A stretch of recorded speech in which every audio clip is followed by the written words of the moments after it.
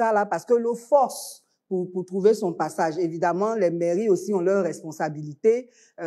Normalement, la direction technique des mairies devrait identifier tous les points critiques dans leur commune et puis parler avec le ministère en charge de l'assainissement pour trouver des solutions. Donc, l'ONAD, qui est l'Office national de l'assainissement et du drainage, est l'un des plus gros responsables parce que eux, ils sont là pour piloter des projets d'assainissement. Donc, c'est eux, en principe, qui devraient aussi identifier tous ces points critiques et veiller à les traiter avant la saison pluvieuse. Bien, Monsieur Julien Dali, pourquoi les mêmes quartiers sont-ils toujours victimes des inondations à Abidjan? Très souvent, on entend Rivera Palmeraie, Marcory également. Merci. Et je pourrais simplement dire que Madame Pulchéry l'a presque dit, parce que il faut pas partir, il faut le dire sans langue de bois.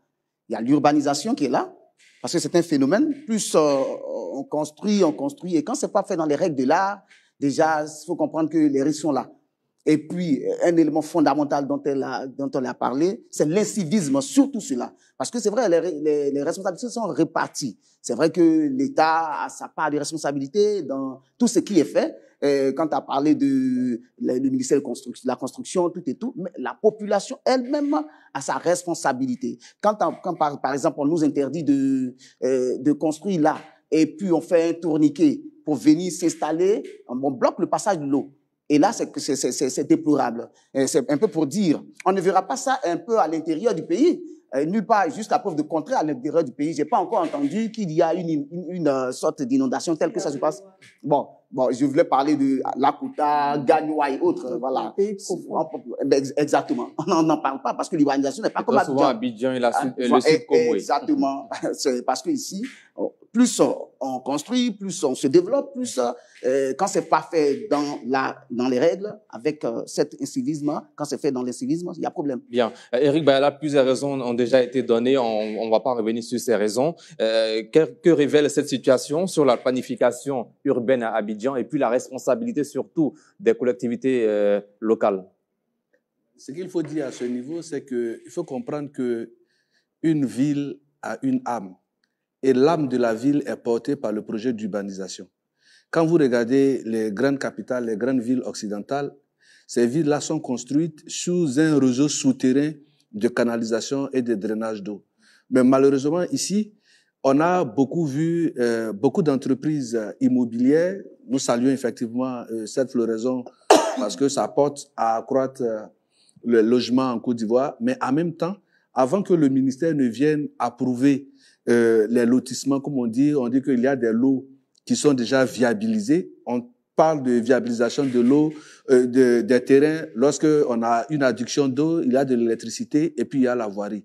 Mais on ne s'intéresse pas véritablement au réseau de drainage des eaux, la canalisation souterraine. Parce qu'il faut une interconnexion entre le réseau qu'on appelle souterrain d'évacuation des eaux pluviales. Parce que quand c'est pas fait, ou bien quand vous regardez certains endroits, les caniveaux sont très petits. Or, nous sommes à Abidjan, il y a la forêt du Banco, on a une très forte pluviométrie parce que la ville d'Abidjan, non seulement avec la forêt du Banco est adossée à la mer, on a la lagune. Donc quand il pleut, la densité de pluie à Abidjan est plus importante que partout à l'intérieur du pays. Mais malheureusement, on a le fait que les canalisations ne suffisent pas. Il ne suffit pas d'accorder, comment on appelle ça, un agrément ou bien de viabiliser des lots. Mais à qui la faute? Bon, c'est une responsabilité multiforme. Aussi bien que les gouvernants, notamment le ministère en charge des questions d'urbanisation, sont indexés, mais il y a également la responsabilité non seulement des riverains, des populations elles-mêmes. Parce que qu'est-ce qu'on constate? On voit même souvent qu'il y a des quartiers qui sont viabilisés. Il y a eu déjà des maisons, mais entre les maisons, il y a certains lots qui ne sont pas encore construits. Et pendant que les quartiers sont habités, c'est maintenant que ces propriétaires-là viennent pour construire leurs maisons. Ils viennent, ils versent le sable, ils versent le gravier, ils versent tout ce qu'ils veulent sur la route, le temps de construire. Mais pendant ce temps, quand il pleut, la pluie envoie tout ça dans les canalisations, dans les évacuations. Et puis pour finir, on voit que quand la pluie même arrive, c'est difficile pour que l'eau puisse s'infiltrer. Merci Eric Bayala. Valentin Zawi, est-ce qu'on peut parler d'un échec de la politique environnementale en Côte d'Ivoire? Et je ne vais pas être non plus péremptoire, mais quand on observe ça chaque année, ça donne quand même à se poser des questions. Ça convoque trois choses. Je pense qu'en premier, il y a notre sens du civisme, comme Madame Balé l'a dit. Ça convoque également notre conscience collective, mais aussi notre intelligence collective, parce que c'est quand même extraordinaire que chaque année, au mois de mai-juin, on assiste à ces drames-là. Il faut encore voir ces images qui ressemblent à l'apocalypse. Il y a quand même, à un certain moment, il faut s'arrêter, parce que, comme on le dit trivialement, tout problème a une solution. On a les ressources humaines compétentes en la matière. Donc, il faut quand même s'arrêter et puis poser le problème comme il faut, en tout cas l'adresser comme il faut, pour trouver la solution. Il y a encore quelques années, au niveau de l'Indien, on avait ce problème-là. Il y a eu des travaux aujourd'hui, je pense plus qu'on soit dans cette logique. Donc, je pense qu'il y a la possibilité de régler ces problèmes parce que Cocody Palmeraie, c'est connu. En zone 4, chez vous ici, enfin, il y a des endroits à Koumansi. Donc, à un certain moment, il faut quand même trouver les bonnes solutions pour qu'on en sorte. Et l'une des solutions, je pense, et c'est pas digression le disant, c'est aussi penser à décongestionner Abidjan.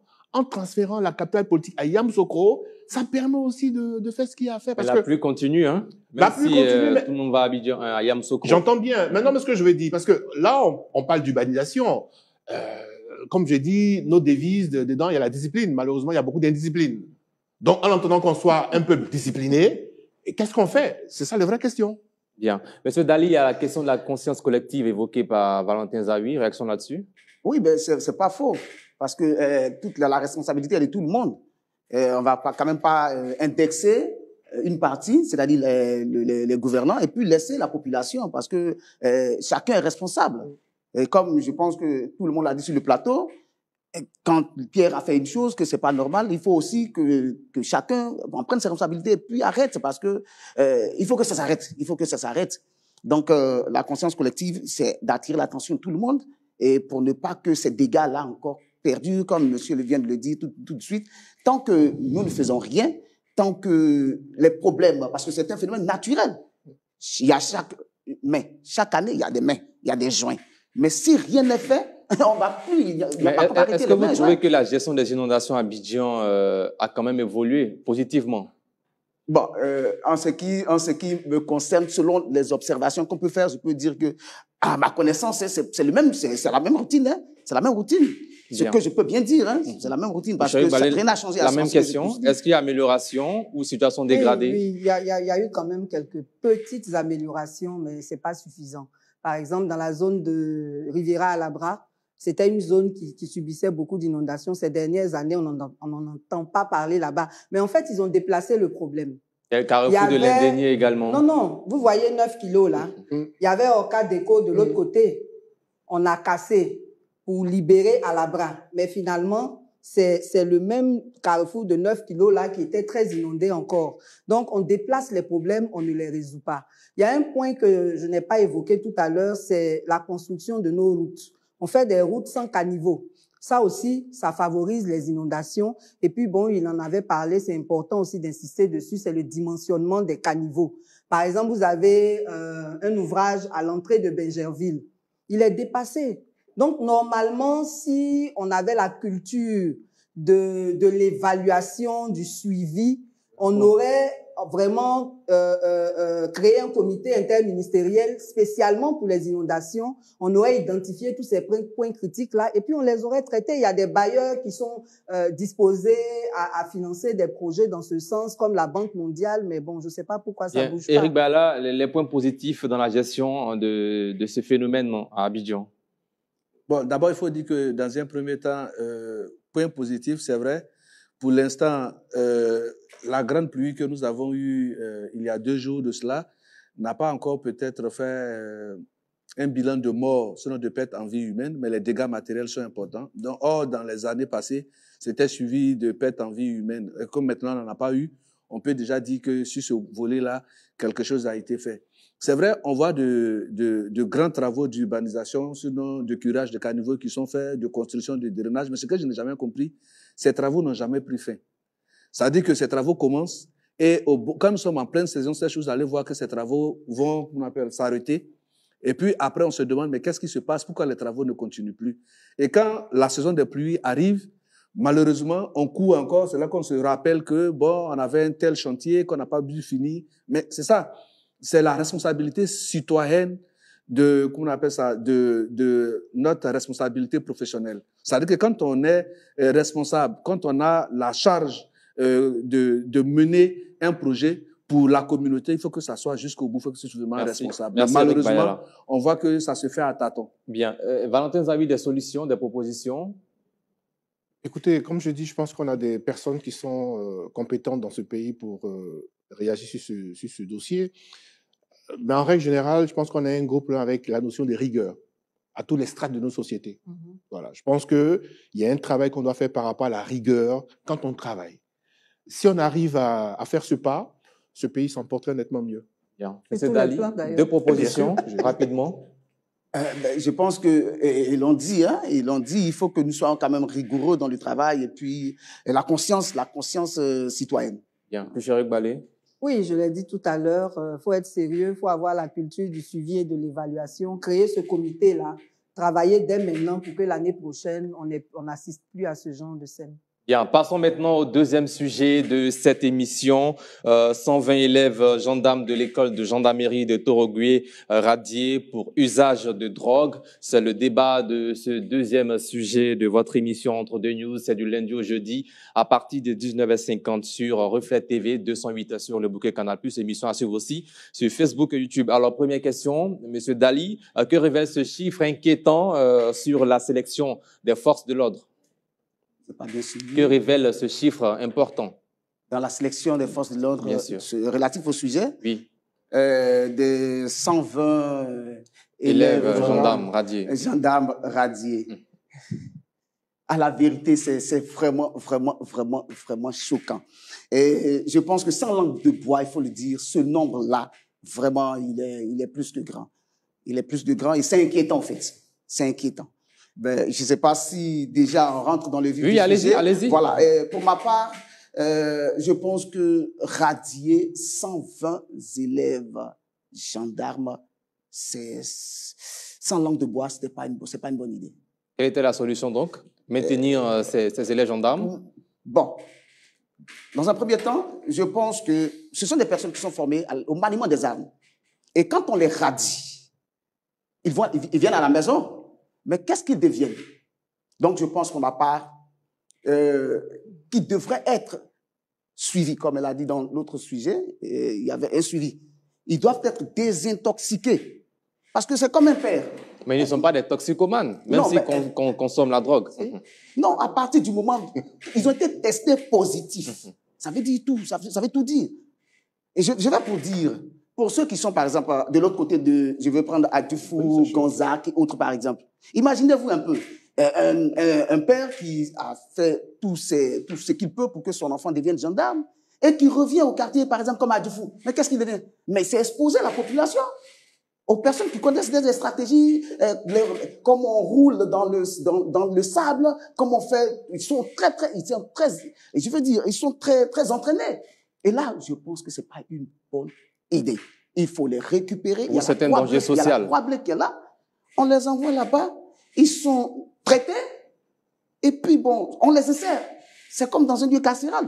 Je pense que quand on met quelqu'un dans un milieu de détention, c'est pour qu'il soit corrigé. Et puis, il revient dans la société et non pas qu'il soit livré pour compte. C'est un danger. Bien. S'ils viennent comme ça, c'est un danger. Est-ce que je vais votre réaction là-dessus, sur cette situation? Oui, ça pose même le problème général même de la drogue dans notre société. Parce que c'est toute la jeunesse. Hein. Nous, quand on était jeunes, bon, je ne dis pas que je suis si vieille que ça, mais quand on était jeunes, la drogue, c'était dans la rue. Aujourd'hui, la drogue est entrée à l'école. La drogue est entrée partout. Même dans nos maisons. Partout. Et donc, ça pose le problème des solutions qu'il faut trouver pour moraliser nos jeunes et puis voir comment les prendre en charge pour réduire ce phénomène dans la société. Maintenant, par rapport à ces 120 gendarmes, d'abord, faut dire merci à la gendarmerie d'avoir eu le courage de publier cela parce que ça aurait pu passer sous silence. On l'a su, c'est bien. Maintenant, il faut pouvoir trouver des solutions. Moi, je pense pour pouvoir régler le problème en amont. Pendant que les gens compétissent, il faut déjà faire ces tests-là pour les extraire. Mais attendre qu'ils arrivent à l'école pour les radier, bon, je pense que c'est pas la meilleure solution. Est-ce que vous êtes pour leur radiation ou pas? La radiation, je trouve que c'est un peu fort parce que, comme je le dis, toute notre société est affectée par ce fléau-là. Depuis l'administration jusque chez nos enfants. Donc, c'est de trouver des solutions durables. On va les radier. Qu'est-ce qu'ils vont devenir? Ils vont peut-être aller grossir les rangs des délinquants parce qu'ils sont déçus de n'avoir pas pu poursuivre leur carrière, une carrière militaire. Donc, il faut voir un peu l'esprit de quelqu'un qui veut une carrière militaire, qui est déçu. Donc, on devrait, moi, à mon sens, les encadrer, comme il a dit, là, les désintoxiquer et tout. Peut-être pas les remettre dans le circuit militaire, mais leur trouver en tout cas autre chose à faire, ne pas les abandonner comme ça. Est-ce qu'il faut Parce que c'est pas les seuls en réalité. Est-ce qu'il faut soupçonner des complices internes? Parce qu'on se demande comment la drogue a pu intégrer ces écoles de gendarmerie, cette école de gendarmerie. Oui, ça c'est partout. Il y a forcément des complicités internes. Comment la drogue fait pour entrer? Si ils ont été testés positifs pendant qu'ils étaient à l'école, c'est que ça les a trouvés là-bas. Donc c'est clair que y a un assainissement à faire au niveau même de toutes les structures, hein, toutes les écoles. Bien. Voilà. Éric Bayala, est-ce que vous vous opposez d'abord à leur radiation? Et puis, est-ce qu'il faut soupçonner aussi des complicités internes? Bon, que je m'oppose ou pas, une chose est sûre, ils sont déjà radiés. Donc, je pense que le problème ne se pose plus. Est-ce que la radiation est la solution? Bon, parce que en fait, pour certains dangers pour la société. Quand vous regardez la composition du système de défense de la Côte d'Ivoire, notamment de l'armée, la gendarmerie est un corps d'élite. Et donc, pour être pensionnaire dans une des écoles de gendarmerie, il faut vraiment revêtir, j'aurais dit, un comportement qui soit irréprochable. Malheureusement, la question que nous devrons nous poser, ce n'est pas de savoir pourquoi est-ce qu'ils ont été radiés, c'est de savoir que pour être en phase d'admission définitive au concours de gendarmerie, il y a plusieurs étapes, dont les visites médicales. À quoi est-ce que ces visites médicales-là ont-elles servi pour ne pas qu'on puisse savoir que jusqu'à 120 élèves qui étaient candidats à ce concours-là puissent passer entre les mailles du filet pour pouvoir se retrouver dans l'école de gendarmerie. Donc, il y a la question qui se pose, à quoi ça sert? Parce que je sais que il y a plusieurs étapes, et parmi ces étapes-là, il y a la visite médicale qui est faite au niveau de chaque candidat. Et donc, si quelqu'un est toxicomane et qu'il y a une visite médicale qui est faite, parce que le communiqué qui endosse la radiation de ces gens, on dit que suite à un test médical, ils ont été détectés positifs à la drogue. Mais pourquoi est-ce que ces tests et ces visites médicales qui sont faits avant leur admission à l'école n'a pas pu, qu'on appelle, révéler cela? Ils ont peut-être commencé après l'admission, c'est aussi une hypothèse. Ça c'est déjà le premier point. Maintenant, le second point, comme Valentin le dit, peut-être que, parce que quand ils rentrent en formation, c'est pour 2 ans. Et donc, si la visite a révélé la prise de la drogue pendant qu'ils sont à l'école de gendarmerie, mais je pense qu'il y a à désespérer. Si les gens sont déjà dans l'école de gendarmerie où il y a la formation militaire, tout et tout, et que la drogue les y a rejoints, ça veut dire qu'il y a problème. Il y a véritablement problème. Et puis, à côté de ça, tous ces postes, les 120 places ont été déjà budgétisées. Comment est-ce qu'on fait pour remplacer les 120 personnes qui ont été radiées? C'est sur quels critères qu'on va reprendre encore? Est-ce qu'il y aura un concours pour rappeler certains pour combler ce vide-là? Franchement, je pense que la gendarmerie gagnerait à redorer son blason. On l'a connu comme étant une force d'élite. Et si la drogue doit pouvoir retrouver des élèves, en fait, qu'on appelle voilà, dans une école de gendarmerie, il a vraiment à désespérer. Bravo quand même aux autorités qu'on appelle de la gendarmerie nationale qui, sans faux fuyant, ont décidé d'extirper de leur rang ces 120 personnes. Je m'y oppose pas. Peut-être que c'est pour que ça soit un cas école, c'est pour donner un signal fort à tous ceux qui sont dans les écoles pour dire qu'une fois qu'on est admis à l'école de gendarmerie, c'est un lieu pour d'abord la formation militaire et puis ensuite pour comment mener les enquêtes de police judiciaire avant de sortir comme gendarme et que ce n'est pas le lieu de consommer de la drogue. Il y a lieu vraiment d'accentuer, comme on l'a dit, la rigueur dans la formation de ces gendarmes, de faire en sorte que on ait un plan véritablement qui puisse aider à éloigner notre jeunesse de la consommation de la drogue. Parce qu'aujourd'hui, voir des jeunes qui consomment la drogue est devenu comme quelque chose de très banal. C'est devenu plus que normal. On veut instituer ce qui était anormal à une norme. Or, pourtant, figurez-vous que la vie évolue par palier générationnel. Si aujourd'hui, on laisse les jeunes fréquenter la drogue, être des consommateurs de la drogue, quelle sera la société de demain? Donc, la question vraiment est la responsabilité de tous autant les parents sont interpellés, étant également les pouvoirs publics sont interpellés sur la question, parce que trouver de la drogue dans une école de gendarmerie, je pense que vraiment, il faut sonner la sonnette d'alarme. Valentin Zawi, l'œil du sociologue sur cette affaire.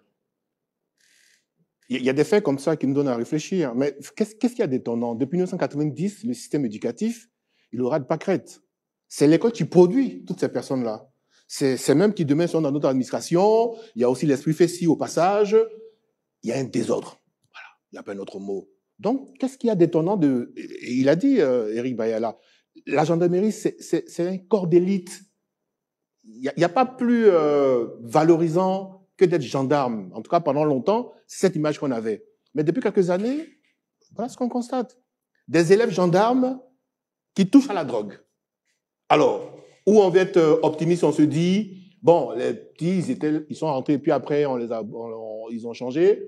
Ou, malheureusement, peut-être qu'avant même d'y entrer, ils faisaient déjà ça. Donc, quand on soit dans un cas comme dans l'autre, ça pose problème. Et je suis désolé, mais bon, on aime aussi bien ici la culture du pardon, oui, non, il faut, à un certain moment, il faut marquer le coup. La Côte d'Ivoire, là, c'est écrit dans notre hymne national, on veut être un pays moderne et modèle. On ne peut pas continuer comme ça. Si je vais rentrer dans la gendarmerie, je sais à quoi je m'entends. Donc, si, étant à l'école de la gendarmerie, je touche à la drogue et que je suis radié, ben, écoutez, je l'aurais cherché. Après, oui, on peut dire, mais c'est des dangers pour la société, mais ils sont encore plus dangereux si on les garde dans la gendarmerie parce qu'ils vont faire des trafics de drogue étant gendarmes. Il faut remettre de l'ordre. Je pense qu'on a un gros problème. Il faut qu'on sache ce qu'on veut déjà pour notre école parce que dans les pays développés, il y a une vision qui est définie pour l'école déjà. Qu'est-ce qu'on veut obtenir? Moi, je cherche, qu'est-ce qu'on veut produire comme citoyen par rapport à notre école? Donc ça, il faut le définir, il faut s'en tenir à ces éléments pour donner à la société des citoyens intégral, respectueux des règles. Parce que tant qu'on n'y arrive pas, mais on sera confronté à des situations qui ne font pas honneur. Est-ce que le système de recrutement est à revoir aussi? Écoutez, j'avoue que personnellement, j'en connais pas les derniers aboutissants. Bon, il faut faire confiance à ceux qui sont en charge. Mais pour la petite histoire, il y a parfois certains de nos conseillers qui font des témoignages que dans des banques, vous avez des personnes qui viennent pour des opérations et qui ont du mal à écrire et qui sont gendarmes. Ah bon? Moi, ça m'a été rapporté parfois. Donc, quel est le profil des gens aujourd'hui qui rentrent dans nos gendarmeries? Quel est le profil? Je le dis avec des pincettes, mais ça m'a été rapporté. Donc, il faut aussi aller creuser là. Quelles sont les personnes qui rentrent aujourd'hui dans la gendarmerie? Je suppose qu'il y a quand même un niveau qui est requis. Comment on en arrive là? Donc, oui, il faut... Niveau troisième. Voilà, il faut... Voilà. Ouais, ça dépend du niveau aussi. Il y a ben les voilà. Donc, les officiers. alors, donc, si on a un niveau 3e minimum, qu'après on a des gens qui ne peuvent pas écrire, bon, il y a quand même ça pose question. Enfin, mais plus sérieusement, je pense qu'il faut revoir tout ça. On essaie de faire avancer les choses dans le bon sens. Je pense que là aussi, il faut faire ce qu'il faut. Dernier tout le temps, rapidement, est-ce que ce scandale reflète un malaise social plus profond? Oui, bien sûr, parce qu'on peut même le voir sur la toile. Presque partout, on en parle. C'est justement pour cela qu'on est là. Si on est là pour en parler, c'est parce que effectivement, ce sujet-là, il est poignant et il faut qu'on en parle et qu'on trouve solution à cela. Voilà, mais si vous le permettez déjà. Allez-y. Voilà, c'était de la responsabilité au niveau. Comment la drogue pourrait rentrer au niveau de la gendarmerie? Je pense de l'école de gendarmerie. De l'école de la gendarmerie, permettez-moi de dire. Je pense qu'il ne faut pas qu'on ignore que nos jeunes frères sont très rusés aussi. Voilà, il y a la ruse aussi, parce que pour aller là-bas, ils savent qu'à quel moment ils sortent. C'est comme quelqu'un qui est dans un foyer. Il sait que si je sors à 14 heures, mon chef ne sera pas là. Et à 15 heures, je peux prendre. Et puis au-delà de cela, pourquoi les radier? Parce qu'on dit qu'ils étaient en formation. Donc quand on t'a appris là, la formation continue. C'est une formation. Vous êtes conscient que quand il reste, ça devient un danger pour la société? Non, on ne peut pas. Quand il reste à la gendarmerie. Vous imaginez qu'ils sortent gendarmes? Ils sont déjà élèves. Oui, mais quand on dit... Qui consomment la drogue? Oui, vous consommez de la drogue. Vous avez été pris. Mais c'est la formation, non? C'est une formation. Quand on dit formation, c'est un tout. En consommant la drogue? Non, je n'ai pas parlé de prendre la drogue. J'ai dit qu'il fallait qu'ils soient désintoxiqués. J'ai dit cela. Mais je dis, les mettre dehors, il y a un problème. Quand on dit une formation, là, c'est un processus. On vous a pris. Ils ont été pris. Bon, ils sont traités. Et puis bon, s'il y a lieu, ils continuent. Parce que ils ne sont plus sous cette pression-là. C'est-à-dire qu'ils sont maintenant, on va dire, presque sains. Donc, ils peuvent continuer le parcours. En les gardant, vous ne trouvez pas que ça risque d'encourager certains à consommer cette substance-là? Oui, ça pourrait, à la vérité, ça D'où pourrait. les radiations. Donc, sans les radiant, en les gardant plutôt, ça pourrait créer un problème. Mais je dis, j'aurais souhaité que, après être traité, il continue. Bien. Monsieur Eric Balé, ensuite Valentin Zawi, Eric Bala. On va faire chacun 30 secondes rapidement. D'accord. Il y a des questions auxquelles on n'a pas eu de réponse. Qu'est-ce qui a suscité la décision de ce test?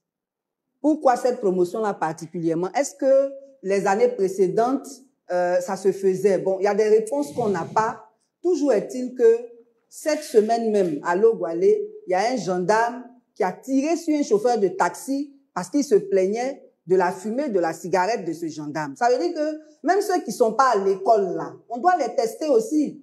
Parce qu'on ne devrait pas pouvoir tuer quelqu'un simplement parce qu'il se plaint de la fumée de la cigarette tout en sachant que, en principe, on ne fume pas dans les lieux publics, encore moins dans un taxi. Donc, je pense qu'il y a lieu de faire un test à tous les gendarmes, qu'ils soient à l'école ou en fonction. Il y a lieu aussi de faire le tri en amont, comme je l'avais dit là, pendant le recrutement. Voilà. Bien. Valentin Zawi, Oui, non, je ensuite veux Eric juste Bayala dire, pour terminer. en fait, on parle d'une école, fut-elle celle de la gendarmerie, et toute école a un règlement intérieur. Quand on intègre une école, je pense que la première chose qu'on fait, ce qu'on remet aux apprenants ou aux stagiaires ou à ceux qui viennent pour la formation, c'est de leur montrer les règles. Je présume que dans ce règlement, il est strictement interdit de consommer de la drogue. Forcément. Comme dans toutes les écoles. Présume, le bon sens l'exige. Donc, dès l'instant où on agit en connaissance de cause, c'est ce qu'on appelle une faute. L'erreur, j'ai des circonstances atténuantes, mais la faute, je suis informé puis je fais. Il faut appliquer la loi pour que ce pays, on montre le bon exemple. Eric Bayala pour terminer. Oui, mais je vais dire que déjà c'est un acte à déplorer, à l'idée de savoir que le chiffre même il est important, hein, Vraiment. parce que on nous dit 120 personnes. Quand vous regardez l'effectif même de la promotion qui est concernée par ce chiffre, quand on déduit les 120 personnes, je pense que c'est vraiment, et puis c'est en même temps aussi bien pour les deux écoles, celle d'Abidjan Cocody et celle de Toro-Gui. Donc c'est pour dire, aucune des écoles de gendarmerie n'échappe à cela. Et comme Madame Balé l'a dit, effectivement, est-ce que c'est parce que les autorités, sinon les gendarmes eux-mêmes qui sont en charge de la formation ont été alertés sur la question que, de façon inopinée, ils ont pu, comment on appelle ça, organiser ce texte pour se rendre compte effectivement voilà, pour vérifier l'information. Mais une chose est sûre, quand on vous teste positif à la drogue, je ne pense pas que si vous avez consommé peut-être une fois, pour la première fois, ça va se sentir dans votre sang. Et donc, si on en a arrivé jusqu'à 120, ça veut dire que c'est des gens qui ont l'habitude de le faire. Merci. Donc, la question, c'est qu'ils étaient déjà consommateurs de la drogue avant même d'arriver à l'école de gendarmerie. Merci Eric Bayala. Alors, chers téléspectateurs, nous allons marquer une courte pause. La team, vous avez vu ce débat. On nous a fait ce débat spécialement pour parler du cas des inondations, car c'est la partie que moi je vais vraiment prendre, le cas des inondations. Je fais des vidéos ici tous les jours pour montrer les échecs d'Alassane Ouattara, car je vous ai dit, il est important qu'à l'approche de l'élection présidentielle, on montre que le développement que le RADP prend pour brandir en disant qu'ils ont un bilan inattaquable est en réalité un bilan qui n'est pas inattaquable. Personne ne viendra nous dire ici que ce sont des phénomènes, que tout ce que c'est en ce qui concerne les inondations ou quoi que ce soit, sont des phénomènes naturels. Nous ne sommes pas d'accord avec le fait de se limiter à cette explication, qu'on ne peut rien faire face aux phénomènes naturels. Pourquoi nous ne sommes pas d'accord? Nous ne sommes pas d'accord parce que Alassane Ouattara savait très bien que c'était des phénomènes naturels. Quand il voulait le pouvoir, il a promis que les inondations seraient un lointain souvenir pour le peuple de Côte d'Ivoire. Il a promis beaucoup de choses. Et on peut comprendre qu'il n'a pas réussi à réaliser tout ce qu'il a pu promettre. Mais à 10 ans, en 15 ans, quand même, il faut qu'il passe la main à quelqu'un d'autre. Il faut qu'il accepte aujourd'hui que les attaques qu'il faisait concernant les inondations n'ont absolument pas changé. Mais pire, ça s'est empiré. Aujourd'hui, chaque pluie qui passe en Côte d'Ivoire est synonyme de mort, de perte de biens et de personnes. Oui, c'est Alassane Ouattara qui fait le son. Donc pour moi, en termes de dire que vous avez un développement inattaquable, ce n'est pas possible. Nous sommes aujourd'hui en juin, à une saison des pluies et de grandes pluies. Mais qu'elles soient grandes ou qu'elles soient petites, partout est inondé aujourd'hui à Abidjan. C'est la catastrophe. C'est la catastrophe. Des personnes perdent leur voiture. Des personnes voient les eaux amener leur voiture. Et oui, c'est sous Alassane Ouattara que tout ça se passe. Mais quand ils viennent sur les plateaux, ils vous disent débattez sur tout, sauf sur les programmes politiques. Et ça, ce sont des propos des gens comme Atu Banga, qui ne sont jamais capables de dire qu'est-ce qu'Alassane Ouattara a promis, qu'est-ce qu'il a fait. Parce que quand on parle de bilan politique, le bilan politique, on regarde ce que tu as promis avant qu'on te vote et on regarde ce que tu as réalisé. On ne regarde pas ce qu'a fait ton prédécesseur. Non, non, non, non, non, non, détrompez-vous. Parce qu'il y a des gens qui pensent que quand on vient sur les plateaux, ils viennent plutôt parler... Quand on les accuse de n'avoir pas fait quelque chose, ils vont te dire, quand Babou était là, qu'est-ce qu'il a fait? Mais c'est parce que tu estimais que Babou n'avait rien fait que tu as demandé à être là. Alors ce n'est pas Babou que tu vas dire, quand Babou était là, qu'est-ce qu'il avait fait? Donc si on comprend bien, si Babou n'a rien fait, alors toi aussi tu ne fais rien. Pourquoi on t'a donc élu? Pourquoi on t'a mis à la tête de notre pays? Si c'est ce que tu vas venir nous dire. Tu nous as dit que Babou n'a rien fait, tu nous as promis mieux. Et aujourd'hui, quand on te demande pourquoi je n'ai pas fait mieux, tu dis que j'ai fait mieux que Babou. Ah, tu étais là pour faire mieux que Babou, mais ce n'est pas ça que tu nous as promis. Donc, quand on parle de bilan, on regarde les promesses que tu as données et on regarde les réalisations que tu as faites. Si tu as au moins réalisé 50% de tes promesses en 5 ans, on va comprendre. Si tu as au moins réalisé 50% en 10 ans, on va comprendre. Mais si en 15 ans, tu n'as même pas réalisé 30% de ce que tu as promis, en ce moment-là, il faudra que tu sois condamné et que tu sois sanctionné par le peuple. C'est de ça qu'il s'agit. Dans la team, toute vidéo où vous voyez, où on nous démontre que le développement de M. Alassane Ouattara est véritablement attaquable, n'hésitez absolument pas à partager massivement. Car ils veulent nous faire croire qu'ils ont un développement qui est inattaquable, mais en réalité, ce n'est que de la peinture. C'est un échec total. On voit le goudron qui se... C'est-à-dire le goudron qui saute à chaque passage d'eau. On se demande c'est quoi? C'est un tapis, c'est un GFLS, c'est un gazon, je ne sais pas, en plastique, ou c'est vraiment un goudron qui a été... Non, mais faites attention. Donc Alassane Ouattara doit être déconstruit par toutes les vidéos qui démontrent les inondations et que M. Alassane Ouattara a fait un mauvais travail, malgré toutes les promesses qu'il avait eu à faire.